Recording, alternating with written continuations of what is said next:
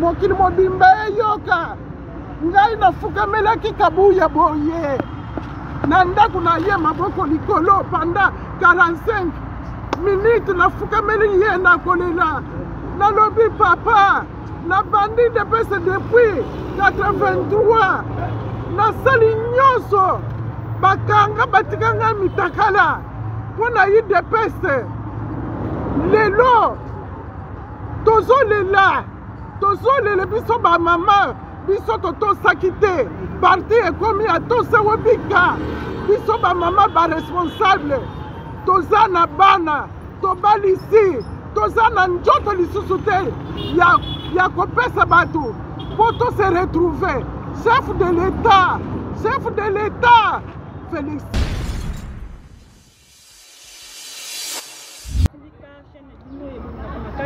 Syndicat et Bino, mesdames et messieurs, nous avons Bino dans ce bateau là, je suis congolaise, on a présenté Bino annonce à Mokolo Madelo au État Bino plainte contre Théo Visible. Nani a fondi secrétaire général Théo Visible, secrétaire général au CDP et d'aller pour reconnaître.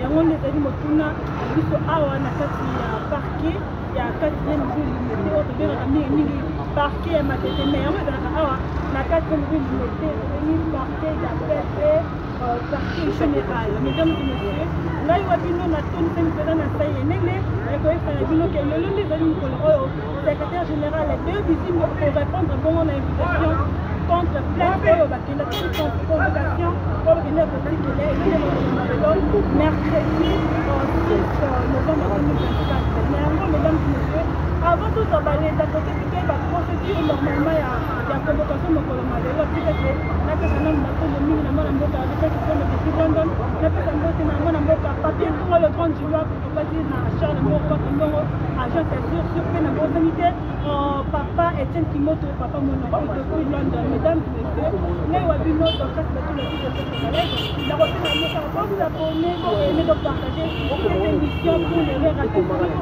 l'actualité de la RDC.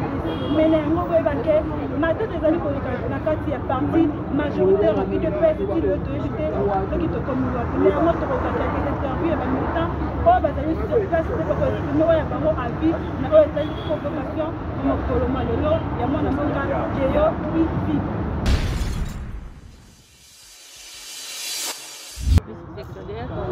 la section base Lingwala.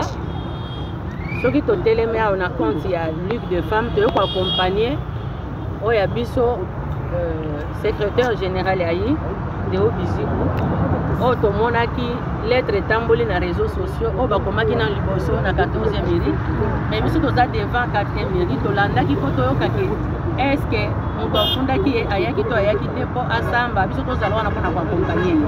Mais malheureusement, quand on commis à wa, toujours quand on va comité. Et ça lui biso pas si mingi. On a comment que notre CG de Obisibo, Azali, oyazo revenir na mibeko ya statut na biso, puisque c'est dépendé à tirer na place wana. On a comment que makambo eleki mingi na parti na biso to monela ki passe. Tosa obi katolembi yango. Bauti komona ndeko na ngai ayebisi bino paso ya moni. Basi biso nyonso basi tomoni eleke belé muntu na muntu nde tozali awaza na dossier na ye akoki kwakize nango tomoni trop c'est trop yango tolobi ke cette fois-ci le kola bakonzi na biso o babenga discipline epesi biso oya biso toyo kolanda ye biso nde totie ye biso nde tosepeli na ye biso peuple pyramide renversée de yango ezo corriger batikele asala te nano asali te nano tokoti na permanence te mais convocation eye mandat eye ke bafundi na wampanga il fallait wampanga ya lelo to ya kosamba na ye mais to regretter po to yokike wampanga komi nanu te nde yango tozali ya motif na biso kozala ezaki bafundi mokonzi na biso o bapesi biso na bampaka na lingomba CDP apesi biso ye biso tolelaki mingi kolela yokanaki tina ngomba toleli mingi nde yango kine tozala na tongo ngai mama Sarah Disanga, présidente de la Ligue de femmes de Fédération de Funa. Oui maman, tout le monde est présent sur Bino à un parquet. Oh oui, c'est ça na molai vraiment nini boy ko sala. Merci beaucoup. Biso ba maman la Ligue de femmes il y a eu de peste toye awa pour accompagner CG Nabiso à l'intérim de Bizimbu Balula ndenge bafundaki ye na Wampanga na 4 fédéraux, ex-4 fédéraux, il y a eu de baisse au Basikali, pour vrai, na honorable Kabouya, au Kissin Kabouya, parce que Toyebaki que CDP a silaki déjà pour Pesabiso de Wobizimbu comme secrétaire à l'intérim. On a eu de PSND, le pôle a bafundi, yebiso ba maman, to s'engager, to lobby ke bafundi de Wobizimu secrétaire na bisoté à l'intérim, bafundi nde ba maman, bafundi ba base, parce que biso base, nde to désavoi ki Kabouya, nde to désavoi ki Kabouya, ngai mama Sara bozo mwanao, natikala ki kizengi, mokili mobimba yoka, ngai nafukamelaki Kabouya boye na ndako na ye maboko likolo pendant 45 minutes nafukameli ye na kolela nalobi papa na bandi depese depuis 83 nasali nyonso bakanga batikanga mitakala mpona ye depese lelo tozolela biso bamama biso totosaki te parti ekomi atose webika biso bamama baresponsable toza na bana tobalisi toza na nzoto lisusu te ya kopesa bato mpo tose retrouve chef de l'état Félix Tshisekedi Antoine Tshilombo ngai mama Sara nafukamelaki Kabouya lelo tosengage biso bamama nyonso ya ligue de femmes ya UDPS Tshisekedi pour accompagner notre secrétaire à l'intérim de Wobizimu soki kosamba eza basambisa biso à l'époque ya Jacquemaine to accompagnaki ye mais mpona de Wobizimu wo CDP apesi biso donc biso nyonso tokokende makala nde topeleli Wampanga ayawo tosamba na ye tobeleli bafédéraux wana baex-fédéraux bawe baye kofunda baya toza depuis ntongo depuis 8 heures baya tosamba na bango baya mpona UDPS eza ya biso nyonso biso tomoneli pasi na UDPS oyo tozwi ata eloko te mpo totosaki te. Merci beaucoup. Maman, bafundaki ye mpona motif nini de Bizimu?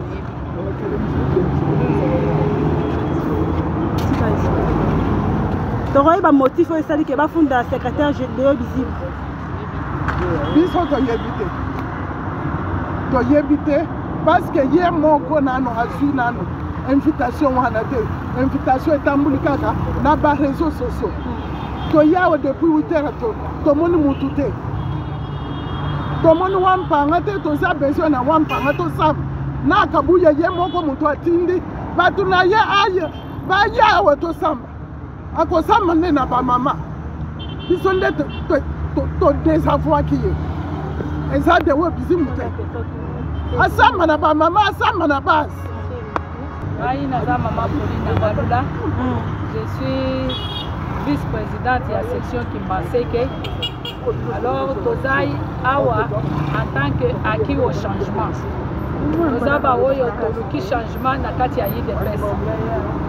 Toye ko accompagner secrétaire général na biso de Wobizimu ndenge tomonaki bapesi na réseaux sociaux ke aya ko répondre lelo na parquet ya grande instance ya limité.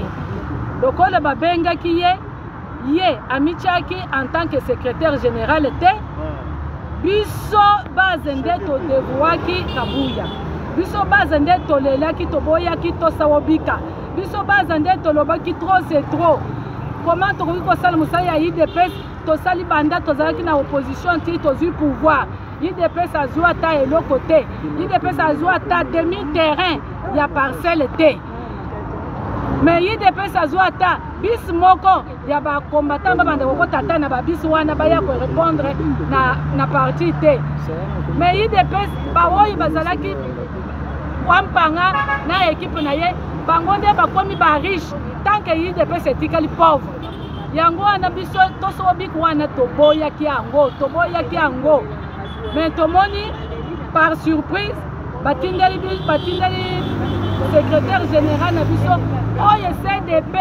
CDP oyo alongolaki kabuni CDP oyo atiaki kabuya CDP oyo azotia lelo bizibu yango CDP wana nde kabuya aboyi kotosa ale afundi dewo biziba po aya kosamba na dossier nini tozoyeba te azwi ya ye nini tozoyeba te puisque biso base nde toligiye biso base nde toavoué kabuya mpona tosobika mais aye kofunda ye mpona nini ndango toye po toyoka biso moko tosamba tolingi tosamba na wampanga na kabuyi tosamba na bango po baye balakisi biso bazowelele na dewo bizibu nini balibere permanence dewo bizibu asala mosala biso base ntango tokomonaki akosala bien te biso base nde tokodeside lisusu mais asali nanu te bango bazowele na ye nini IDPS toza pyramide à renverser bango balingi babanda kotia kaka dictature tosobika yango toboyi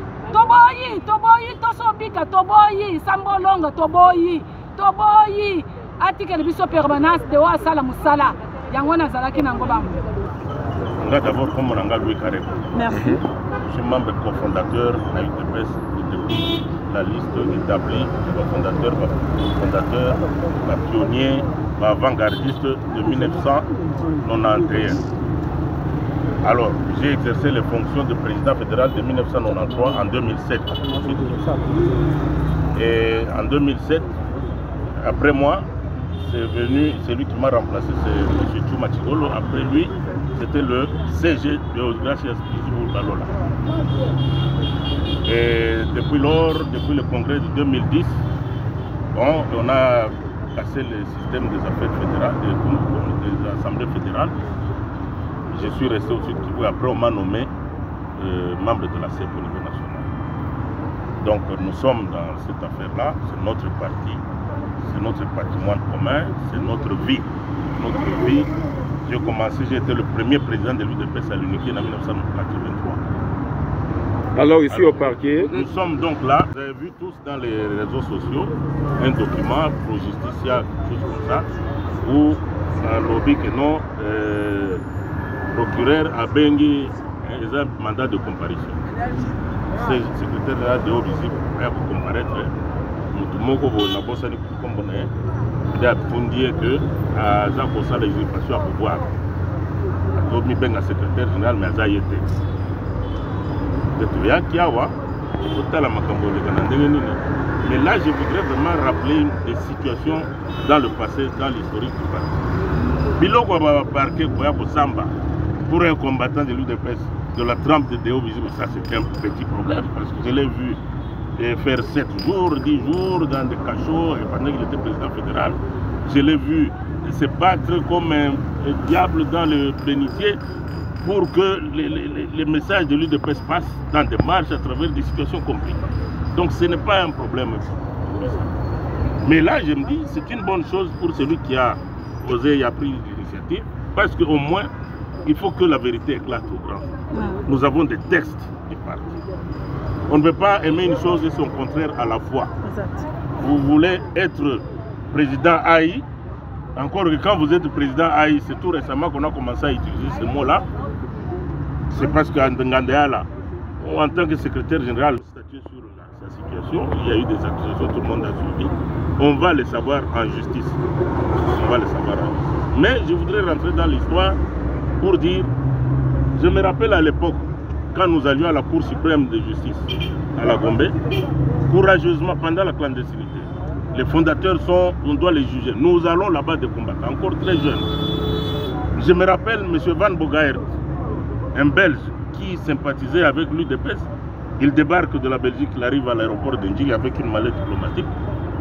Les éléments de l'ANR, quand ils le saisissent, ils étaient déjà informés, ils ouvrent la mallette, c'était plein, rien que des journaux. Libre Belgique, le soir, et ainsi de suite, où on ne parlait que de lui de presse. Alors on l'a accueilli. Nous sommes allés en masse malgré que c'était la clandestinité. Là où aussi,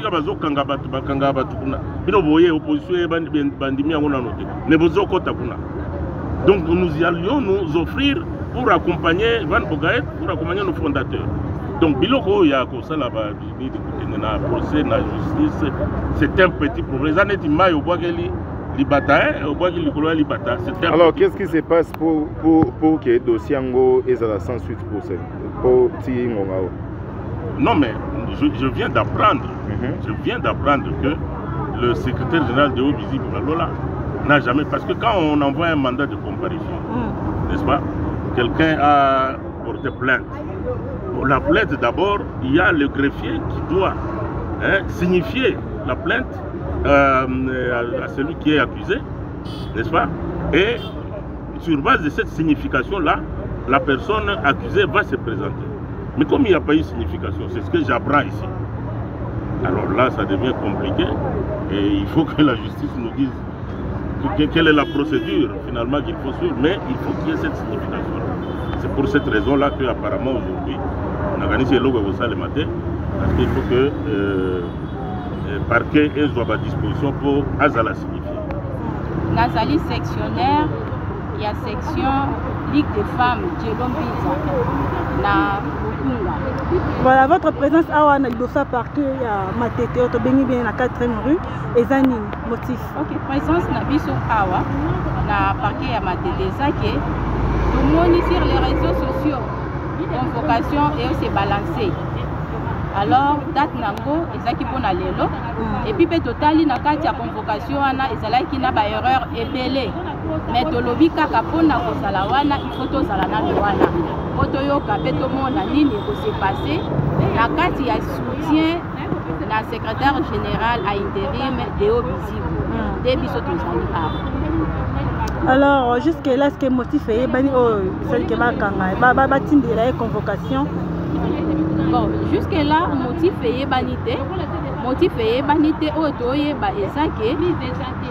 CDP à base de Safouaki, l'ancien secrétaire général qui est l'honorable Augustin Kabouya, et puis CDP qui est en place, dès que le baboé, base de c'est la remise et reprise, il y a activité. Parce que Nathan Oyo, qui est balancé, qui est qui n'oublie pas, ils sont en train d'affaiblir davantage l'IDPS. L'IDPS, c'est notre mère. Au-delà de toutes les concurrences, au-delà de Macambonion, il faut totalement l'IDPS. En ce moment, les autres sont en train d'affaiblir, les autres sont en train de profiter. À qui profite cette occasion? À qui profite toutes ces querelles? Ceux qui vont mitema, il y a comment on a pensé que notre posa ya IDPS. C'est-à-dire comment on a biloko nyoso ya koso na kokende bokozonga boy. Eza kolakisa ke bato bazana posa te que IDPS est survivre. Bato bazali na ba angui sous roche. Parce que ceux qui mutu bazana posa que IDPS est que de liboso, CDP oyo etiaka honorable Kabouya comme secrétaire général. Kaka CDP oyo yangonde yoki base et kolobake base à désavouer. Mais ndenge nini koki kokoma tina niveau oyo. Au moment où base le lobby que non, nous voulons le changement à la tête du secrétariat général. Mais maman, ce qui te moni nangambu, toke nangambu ya secrétaire. Isayo ezabongo soki okei au parcourir mutu nyonso oyo aza na kati ya IDPS oyo aza fils maison ayebi que chef de l'État atiaka secrétaire général te. Alors ezande CDP convention démocratique ya parti yangonde etiaka oyo eza secrétaire général. Alors na minute oyo ndenge kaka parti akaye tango balobi que non mutu oyo esengeli lisusu te parce que na kati ya IDPS eza problème ya pyramide renversée. Kati ya IDPS ezarate que o boye na boye ba secrétaire généraux nyonso baleka soki base désavoué yo okei. C'est ça à l'IDPS. Et ça a question de l'article, il y a des juristes, ça ne se défile pas à l'IDPS. De haut et puis surtout d'ailleurs, on va soutenir le secrétaire général de Obisibu, parce que nous sommes d'accord qu'il y a plein de bagages pour déposer pour nous. UDPS c'est ça, nous sommes ça, nous sommes accaparé na UDPS. Na UDPS, tout le monde va secrétaire au Baleka, Baya, Bakenda, Basalaton à Bango. Nous avons un exemple, il y a Jacqueline Chabani, qui est ministre de l'Élo, Azalaka secrétaire, les Simba qui était à se retirer, qui m'a loin na UDPS, Tazaïka na UDPS, l'Élo, on a tombolé, on a commis à niveau à coup. Pourquoi nous avons un exemple on a dit si on gère ma malamu ça na mupandi tika baninga musuba sala pour partie à papa et tout ce que dit et que de liboso nous avons besoin de redynamiser partie de la maison pour tout ça la liboso en 2028. L'UDPS c'est pas un petit parti, l'UDPS c'est un grand parti. Nous vivons en Afrique du Sud. Nous avons l'exemple de l'ANC qui a plus de qui a 100 ans maintenant de vie, d'existence, et l'UDPS aussi va arriver jusque-là. Alors, tu vas arriver tout dans la technique.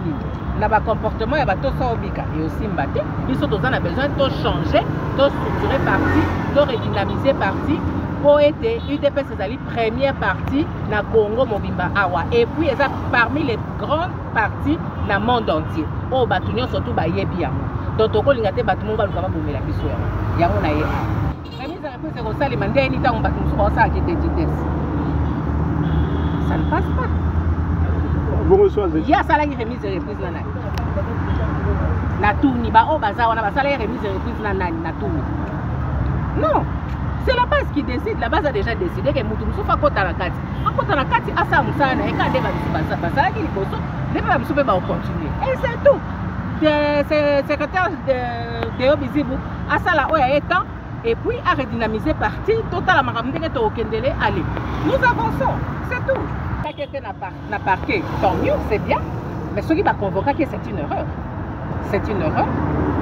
On suppose que ceux qui va lobby qui va convoquer, aux invitation, ou soit de convocation, on va payer ça.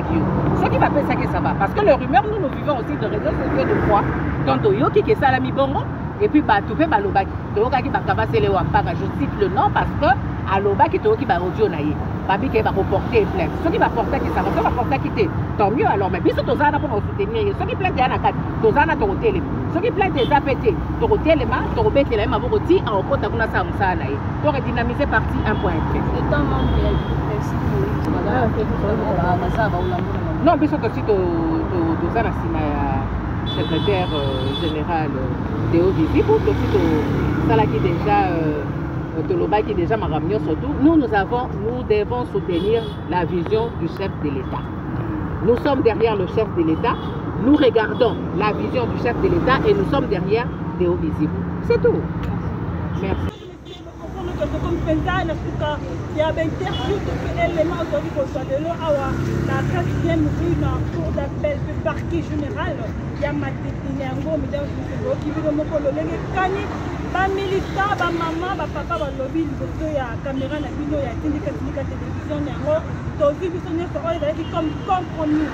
Déjà, quand on voit que convocation, on a essayé de annuler vu que Moutro a fondé secrétaire général de Obisibu a se présenter et puis il va reconnaître comment convocation et en haut et on essaie de faire aussi le lot et la bonne a été reporté sur le second au badon néanmoins.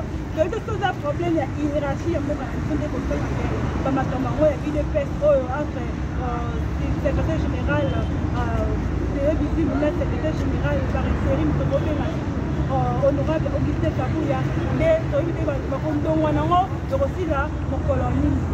Mesdames et messieurs, il y a des présentation, il y a des éléments de colonie. Il va se faire je sais qu'avant tout, il y a des gens qui sont maintenant, on a tout le monde, on a remonté, fait maintenant, on a fait qui sont de London. Etienne Kimoto, papa mon oncle, depuis London, fait la bossante de Charles, mon oncle, agence de structure de la tout le monde, on a comme qu'on a profité de la concert d'argent, fait la bossante, papier sur le grand chinois depuis London. Mesdames et messieurs, Reine Abino, ce coup de Nico, c'est notre numéro, il y a émission.